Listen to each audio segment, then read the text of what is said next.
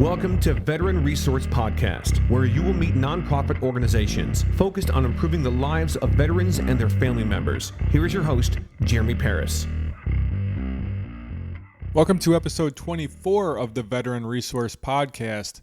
I'm your host, Jeremy Paris, and this week we have Jim Perry from the American Red Cross Service to Armed Forces.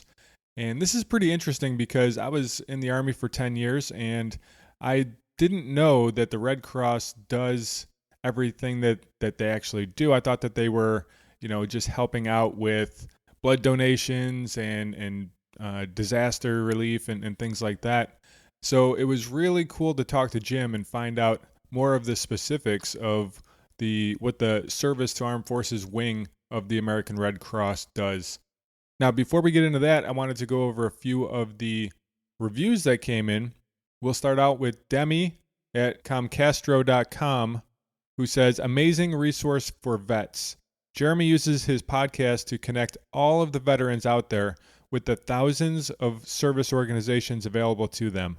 There are so many great nonprofits out there that need this kind of exposure to connect and make an impact. It's beautiful and inspiring that Jeremy is taking the time to passionately advocate for them.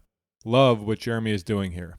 And Harold Ree says, freedom is not free. Jeremy hosts a terrific podcast inspiring for anyone interested in military service and supportive for those who currently or have served. Jeremy has some great insights and a really good interview style. And Felix at Shopify Masters podcast says, inspiring, awesome interviews shining the light on the brave. Thanks for helping out the vets. Looking forward to future episodes. Thank you so much for all of those reviews. And if you have not left a review yet, I invite you to go to veteranpodcast.com/iTunes where you could leave a review. It'll help other people to see this podcast and get the word out to more veterans. And I will also be reading it on a future episode. All right, let's get into the interview here. Jim Perry joined the American Red Cross as Service to Armed Forces Regional Manager in June 2015. He was a teacher in Baltimore City for 7 years prior and held summer employment managing sections of a youth work program on the eastern shore of Maryland and outside Baltimore, Maryland. His role with the American Red Cross is to oversee volunteer activities in 7 military treatment facilities in the Greater Chesapeake Region, as well as manage outreach briefings for military members and their families. He also supports efforts that provide outreach and support to veterans and emergency services to military members and their families. Jim was in the Marine Corps Reserves from 2002 to 2008 and served 1 deployment in Iraq. He was also a participant in The Telling Project, a play where veterans share their stories alongside me. He holds a Bachelor's Degree in Sociology from McDaniel College, formerly Western Maryland College, and a Master's Degree in Secondary Education from Grand Canyon University. He is originally from Falls Church, Virginia, but now resides in Baltimore, Maryland. All right, let's dive right into the episode.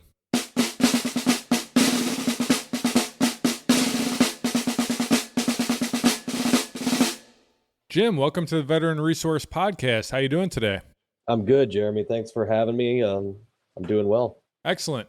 So I wanted to kind of start off just kind of going over the story of how we originally met. We've known each other for quite some time now, but we met at one of the Warrior Wednesdays, didn't we? Yeah, we did. And we may have crossed paths earlier before that, but our formal introduction was at a Warrior Wednesday, just, networking, hanging out, drinking a few beers, telling lies, that type of thing. But that is where I did meet you. Cool. Yeah, I thought that's what it was. I was racking my brain, trying to remember. But yeah, I think you're right. But yeah, I was trying to recruit people for the Telling Project. That's what it was. Yes, that really grabbed my interest. It had been a while since I had been up on stage in any type of performance capacity, and it had already stayed in the back of my mind. So when I remember hearing that, I remember getting really excited that night and talking about it. So. And you were the first person that I ended up writing down on my list when I was trying to figure out who it was that I was going to keep pursuing about getting on stage and being part of the Telling Project. And you did, in fact, end up being in the Telling Project, which was an amazing experience for everybody. Oh, yeah. Hands down, one of the coolest things I've done in a long time. I think it was just so good for us and for the people who came to see it on so many levels. It definitely served its purpose. It was great. Yeah. But we're not here to talk about the Telling Project today. We're here to talk about the American Red Cross. Yes, we are. And more specifically, the American Red Cross Service to Armed Forces. My job is with the American Red Cross in service to the Armed Forces section of it. I am the Service to Armed Forces Regional Manager for the Greater Chesapeake Region. A lot of people know the Red Cross as blood donation. That's the biggest thing people think when that comes to mind.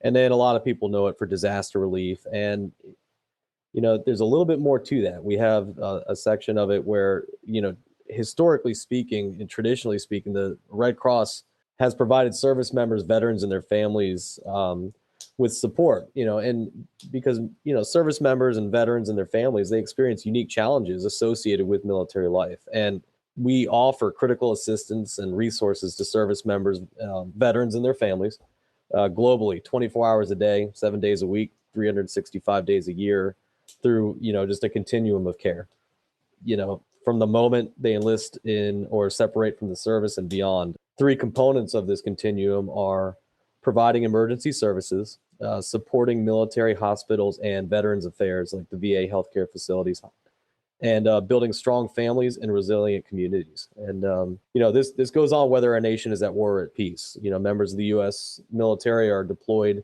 every day around the globe, and their families always have a need for Red Cross services, and it remains critical and it remains constant. One of the services we provide that many people don't think about are Reconnection Workshops. And they focus on a positive reunion amongst family members and returning deployed military loved ones. And, people would think about that happening today, just mainly for OIF and OEF. This can be beneficial for veterans of, the Vietnam era and other eras. It's one of the big things that we offer. Well, I want to definitely dig in more with the about the Reconnection Workshops. But before we do, I kind of wanted to find out a little bit more about your backstory. Sure. You're from Maryland originally? Well, I actually grew up in Northern Virginia, just outside of D.C., Falls Church. I went to high school in Arlington, but I did settle in Maryland. I went to college at Western Maryland College, now known as McDaniel, and I ended up settling in the Baltimore area. And did you have military family or any other military ties growing up? My dad's a Vietnam veteran. He was Army. My grandfather was in the Navy, and we just had a connection of some type of military connection going back. Just in a lot of the major conflicts, somebody was involved in some way. So you kind of knew that you were going to be going in the military? Yeah, the Marine Corps grabbed my attention. I just kind of kept thinking about it. And my junior year of college, I enlisted into the reserves. I signed my papers, I swore in, and then about a year later, I actually shipped off to boot camp and I joined the reserves. Nice. And you deployed while you were in, correct? I did. In 2006, we were my reserve unit out of Frederick was deployed. We went over. My MOS, or your job, was motor transport, and I was basically a truck driver with a light armored reconnaissance company. When we went over, they actually made us a small craft riverboat unit, and so my job primarily was to tow the boats to and from the water, kind of get those guys in so they could go do their mission. Every now and again, I got to go out on the boats and do a couple missions, so that was kind of cool. It was a great experience. Very cool. Very cool. And then when you transitioned out, did you become a teacher right away, or was that something that you eventually went into? It kind of led me into it. I was working in a youth, kind of a juvenile youth facility while I was still in college in my reserve time, and actually right after college, and my reserve time was kind of right in the middle of things. Knowing that a deployment was kind of on its way, I really didn't want to try to change jobs or start a career. Once my deployment was over, I did transition into education, and I taught for a year in one school year in Columbia, and then I moved into Baltimore City for about 7 years. So you were teaching for 7 years, but then for some reason you decided to go into the Red Cross. Can you tell me about that mindset? Well, every job I had held and everything I wanted to do with myself had to do with some level of service, to somebody, working with these kids in this juvenile placement facility, education, being in the Marine Corps. with teaching, I'd felt like, it was just time for a transition to something new. There's a lot of great things about education, being a teacher, but there were a lot of things that I just didn't feel were for me anymore. So I was really putting my feelers out to a lot of areas. A fellow Marine who volunteered for the Red Cross kind of put the opportunity out there. When I responded with some interest, just through the channels, I ended up getting an interview, finding out what they were looking for, and being into service to the armed forces, kind of right up my alley. Being a veteran myself and wanting, knowing what it is to be deployed and receive support and have your family receive support. I wanted to be able to pay that forward. And I really like what you're doing with the Red Cross, really getting the word out there about the service to the armed forces. I was in the Army for 10 years, and I never knew that the Red Cross provided these services. I mean, I don't know if that's the case for most other vets, but if it is, then I'm really glad that you're doing what you can to get the word out. Well, yeah, and that is the goal. I mean, I'll tell you, I didn't know much about what the Red Cross could do for me when I went to the Marine Corps, and it's tricky because I'm glad that it was always there. It's kind of comforting to know that the support was there, but I wasn't made aware of it, and I think things that got mentioned by different at times under different commands, maybe they had an experience and they happened to be able to share that. But the idea of being able to come in and help us get ourselves situated with our volunteers in medical treatment facilities. I mean, we're pretty much in every single one, just that that we can list. And, knowing that I can help provide that support that I had that I didn't even know, but I can help provide it to current service members, and I can help with getting it, keeping it moving forward and making people aware to provide that little extra blanket of comfort. It's important to me. And to be honest with you, I mean, our volunteers are the ones that put in a lot of the work doing this. So it's just great to see. It's awesome. And during the beginning of this interview, you mentioned the Reconnection Workshops, and I kind of wanted to dig into that a little bit more. Can you kind of go over once again what the purpose of those are? Sure. And again, they're beneficial for veterans of all eras, Vietnam, other eras, and our current ones. The workshops are designed to assist those who are impacted by a military deployment and sort of bridge all of our branches of the armed forces, including Reserve, National Guard, active duty veterans and their families, including spouses, parents, and siblings and significant others. It's supposed to provide a bridge in between for them. It's provided by licensed medical health providers who volunteer their time. And our goal is to actually reach 6,000 people nationwide. And if we can surpass that, that's just awesome. And does the program, is that offered to individuals or is that to groups? Yeah, the workshops are, they're free and they're confidential programs to those facing challenges as they return to family life. And they can be done pretty much small groups, and participants, you don't really choose, the selection of course, but these are done in small groups, and we put them in small groups by arranging a workshop with their local Red Cross, if that makes sense. Oh, I see. Okay. Yeah. How is that different from like what the military branches offer? Well, they're different because they're not counseling and they're not mandatory, and they're available to anybody who is affiliated to a service member or a veteran, as well as to service members and veterans. And they're a skill building program rather than just informational. They are not PowerPoint. You don't sit down and just look at a PowerPoint. This is it's, I would say, yeah, I mean, it's skill building, and it's just more informational. I was personnel when I was in the Army. So 10 years in the personnel area, I've definitely seen my share of PowerPoints, and Right. I'm fine not seeing any more. Yep. One and done, right? Yeah. But some types of the areas that are covered in this program, let's see, including managing anger, supporting children, building communications, reconnecting with others, and recognizing depression, post-traumatic stress, traumatic brain injury, and pretty much like other topics that are critical to reunion adjustment. So, you put them in small groups, and it's the course topics are kind of applied to that. I see. Mm-hmm. And so this is going on all over the country. Yeah. I mean, our goal is to reach 6,000 people nationwide. Does that mean you're doing a lot of traveling? Not me. We have licensed mental health professionals who are willing to travel to these locations and provide these reconnection workshops. Oh, wow. Yeah. Are these volunteers? Yeah, licensed medical professionals who like to volunteer their time.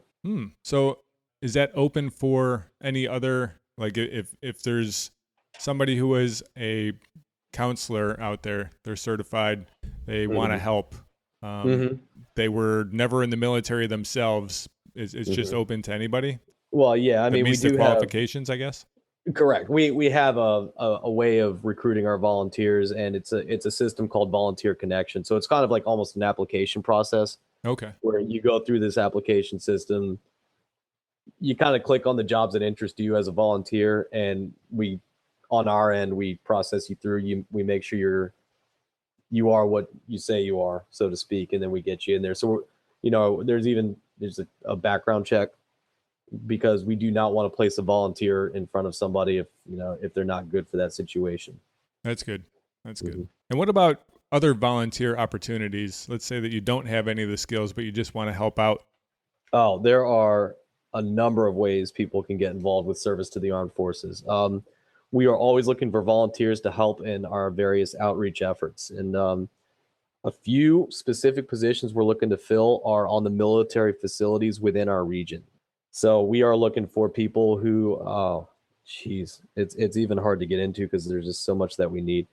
We're looking for volunteers, licensed and non-licensed medical professionals to give some of their time in various medical treatment facilities around the region. We need people who are good for outreach. You have a unit that is hosting a family day, and they want the Red Cross to be there to, share who we are and what we do. I'm trying to think. When we give these briefings at military entrance processing stations, and we have outreach volunteers that tell families, hey, here's the information available to you should there be an emergency and you need to contact your family member who's going into the service. Here's the phone number you can call, which is, by the way, 877-272-7337. That's our emergency messaging line available to service members and their families. We have just a slew of needs in medical treatment facilities, in all different kinds, nurses, phlebotomists, acupuncturists. I mean, the list goes on, and it varies by facility. And for outreach, we definitely need that, and office support. And the great thing about these volunteer opportunities is, you might have somebody who's transitioning from active duty to the reserves, who's a doctor of some kind. They can keep their skills sharp. They can keep their professional connections while they make the transition, and while they look for a civilian job, or, whatever transition they're making, they can still give back and have that level of service that, like in the Telling Project you and I discussed, some people really miss when they leave the military. Oh, absolutely. And it definitely, the beautiful thing about SAF is that when you have military volunteers, they still keep that sense of service and they still keep that connection, but they kind of do it a little bit more on their terms. And it helps them transition. What it also does, especially for someone coming off active duty, it keeps their resume built. If you got a gap in employment, you come off active duty, you're on terminal leave, you got a couple of weeks on your orders, so you're still getting paid. An employer could say, well, what did you do? Well, I volunteered. A service member who needs to boost their office skills and they want to come in and get some time and exposure to an office environment, we do have that need, and we can provide that as well. So it's a relationship where it's kind of mutually beneficial. That's great. I wanted you to kind of walk me through the process for assisting military members and their families. Like, how does that normally work? In what sense? Like, should there be an emergency or? Right. Let's say that there's an emergency, it's overseas. Mm-hmm. Well, let's say that, you got a service member who's deployed, they're downrange. They can't necessarily take a phone call. That number that I gave you, 877-272-7337, the family member would call that number. What they need to have ready is the service member, their name, their rank, what unit they're with. And they need to be able to explain, the family member needs to be able to explain what's going on. The Red Cross then takes that message and then they pass it on. And we're the only group that the DoD kind of trusts to do this. It gets delivered by the Red Cross to the commander of that service member. and then it's in their hands, and then they can make the decision as to whether or not, a service member goes home on leave. And then through that channel, there's also ways we can help them with financial assistance should they need to. Maybe they're going to jump on a plane and there's some expenses that are incurring with going to see their family. There are avenues that we have that we can help find assistance. Now, again, it's avenues that we have that can help find. It's not a guarantee of money coming your way, and it certainly isn't a guarantee if you send the message that you're coming home. But we do get the message to the command, and then the command to the service member. And then that way, once it's in their hands, they can do what they need to do. Gotcha. Going back to the workshops, one of the things that I had written down that I wanted to find out, and I forgot to ask, was these workshops, they're hosted at other places. They're not just at like Red Cross buildings or something like that. You guys have these hosted at other locations, correct? Well, yeah, I mean, they can be. I mean, who can host a reconnection workshop? Yeah, natural fit, you have a military facility can do this, but I mean, they're not the only ones. I mean, an American Legion, a VFW could, any organization where veterans gravitate. I mean, the Patriot Guard could do it. And there are many corporations and companies who probably hire them. The workshops are beneficial for these companies as part of their onboarding process because it allows new employees like an opportunity to team build within their workforce. So, and also, I mean, even local fire and police, who have hired those who have in fact served, because a lot of veterans do gravitate to that line of work. Right. So cool. And how can people get involved? Okay, so the way you can get involved is you basically have to go through Volunteer Connection.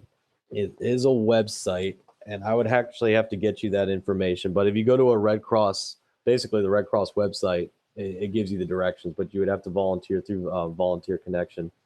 Okay. And I will make sure that I have that link in the show notes for all of you listeners. And I will also have that emergency 800 number that Jim mentioned. 877-272-7337. There you go. So the show notes will have all of that information. Is there anything that I didn't cover before we get into the final 3 questions? Well, actually, I can tell you where to get this information. I had written it down, Jeremy, and I literally slid it under my keyboard, and I apologize for that, ladies and gentlemen. You can go to redcross.org /GCR, and that gives you full position descriptions and how to register. That would probably be your best bet to go and look. Excellent. Okay, are you ready for the final 3? I'd like to solve the puzzle. All right, question number 1. Who would you like to hear on a future episode of the Veteran Resource Podcast? Well, if you haven't had him on yet, I think Dave Landymore of the 6th Branch would be great. Dave Landymore. You know what? I did not have Dave Landymore on. So, and I agree, he would be great to have on. Yeah, I think he'd be fantastic. What he's doing in his community with a veteran face on it is just amazing. And I just think he would become a resource for veterans as well. People that sense of service, resume builder, and, just the community he serves, might help point some of the youth that he works with in a direction that's positive. Excellent. All right, question number 2. What upcoming project has you fired up right now? Well, it's hard to say. The upcoming project that has us fired up, for me, it's ongoing. It's great because we're constantly staffing our medical treatment facilities with volunteers, and that's just building right now. Some of our presence is being beefed up or reestablished a little bit, and I'm just really pumped to see our volunteers get in there and get moving and start getting these services provided. That's the biggest one as of right now. Very cool. All right, final question, and this one is the brain stretcher. If you woke up tomorrow and you found out that somebody made an anonymous donation of $10 million to your organization, what would you do with it? I think what I would do first is allocate that $10 million to the actual organization to kind of solidify some of the resources that maybe it's lacking, such as maybe transportation for moving veterans from one place to another, so that it kind of makes the employees and the volunteers a little bit more seamless at their jobs. Not that they aren't already, but I think I would close the gap and maybe open up positions for office support and get people hired to do some of these positions, so that we can just, really, really support our volunteers who are out in the field doing great things. they just do absolutely great things. And if that $10 million came to the Red Cross, I would want to look at every position that could be considered an employed vacancy, get it filled, and then find out, how we can have those filled positions better support our volunteers. Outstanding. So, ladies and gentlemen, if anybody out there has an extra $10 million laying around, you just heard what Jim could do with it, with the Red Cross, and more specifically, the service to the armed forces. So, for that person with the $10 million, or for anybody else out there, Jim, what is the best way to get in contact with you? Well, you can email me at jim.perry, Perry, at redcross.org. Or you can call me at my office, 410-624-2051. Excellent. And I will make sure that I stick those in the show notes as well. Thank you so much, Jim. This has been an awesome interview. No, it has been. I had a great time, and thank you for having me, Jeremy.